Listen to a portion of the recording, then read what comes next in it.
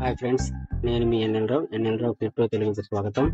ఈరోజు మన కంటెంట్ ఏమిటంటే చాలా చిన్న కంటెంట్, చిన్న విషయమే అనేది పెద్ద సమస్యలా అనిపించింది మనకు అవసరమైనప్పుడు.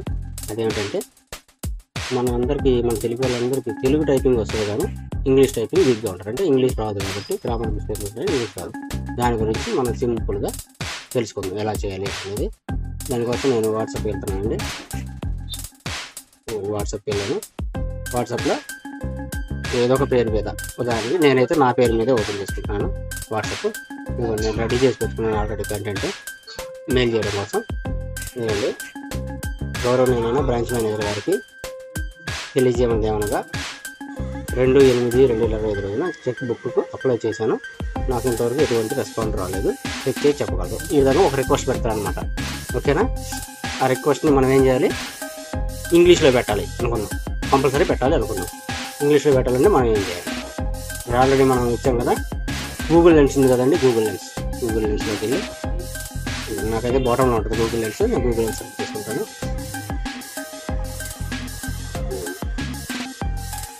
ఇలా మారిపోయింది కదా, గూగుల్ మారిపోయిందని మనం ఏం చేయాలంటే గట్టిగా ప్రెస్ చేసి పట్టుకుంటే సెలెక్ట్ అవుతుందండి. ఇది ఈ విధంగా. ఓకేనా? పైన కాపీ అని ఉందా, కాపీ కొడితే ఇక్కడ కాపీ అయింది. ఓకేనా? ఇక్కడ నుంచి బయటకు వచ్చేయండి ఈ పేజీ నుంచి. మనం ఎవరికైతే మెయిల్ చేయాలో కాబట్టి మెయిల్కి వెళ్ళిపోదాం. జీమెయిల్ ఓపెన్ చేశాను. జీమెయిల్ ఓపెన్ చేసి కంపోజ్ అని కింద ఉంది కదా, రైట్ సైడ్ కింద ప్రెస్ చేయండి. చూడండి, ఇక్కడ సబ్జెక్ట్ ఇవ్వాలి. ఫస్ట్ టూ అడ్రస్ ఇద్దాం. టూ అడ్రస్ మన బ్యాంక్ కానీ, బ్యాంక్ వాళ్ళని కూడా బ్యాంక్, వేరే దానికి వేరే ఏదైనా సబ్జెక్ట్. ఓకేనా? Two mail, two address. ఇక్కడ ఉదాహరణ నేను ఇలా ఈమెయిల్ పంపిస్తాను. మీరు ఇష్టం, మీరు ఎవరికి పంపించారో అక్కడ పైన ఫ్రమ్ అనేది మనది, టూ అనేది వాళ్ళది. సబ్జెక్ట్ ఏంటిది, రిక్వెస్టే కదా పెడుతున్నాను. రిక్వెస్ట్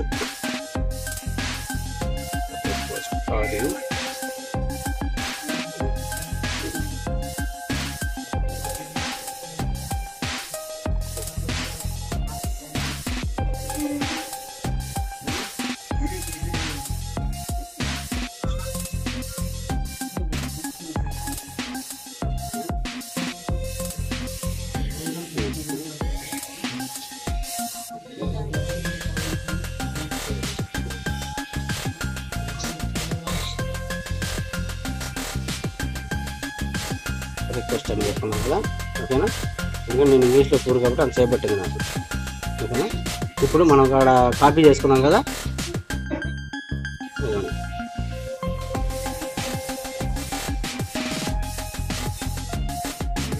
ఇక్కడ పేస్ట్ చేసుకున్నాం. ఓకేనా? చూడండి, మనం అక్కడ కాపీ చేసి పేస్ట్ చేసాము. ఏముంది పైన చూడండి, రైట్లో పిన్ ఒకటాను, ఏరో మార్కు, 3 సంవత్సరాలు, అందులో మధ్యలో ఏరో మార్క్ ఉంది, దాని మీద క్లిక్ చేస్తే మెయిల్ వెళ్ళిపోద్ది అనమాట. ఈ విధంగా మనం సింపుల్గా తెలుగుని ఇంగ్లీష్లోకి ట్రాన్స్లేషన్ చేసి మనం ప్రాబ్లం సాల్వ్ చేసుకోవచ్చు. ఈ వీడియో నచ్చినట్టయితే షేర్ చేయండి, లైక్ చేయండి, సబ్స్క్రైబ్ చేయండి. మీకు ఎటువంటి కంటెంట్ కావాలన్నా, క్రిప్టోకి సంబంధించిన కంటెంట్ ఎటువంటిది కావాలన్నా కామెంట్లో తెలియజేయండి. ఓకేనా? మీకు ఇంకేమైనా కావాలి అంటే కామెంట్ రూపంలో నాకు చెప్పండి, నేను తప్పకుండా వీడియో చేస్తాను. ఓకేనా? కనీసం ఈ వీడియోకి ఒక 500 లైక్స్ వస్తాయనుకుంటున్నాను. ఉంటాను. బాయ్. జై హింద్.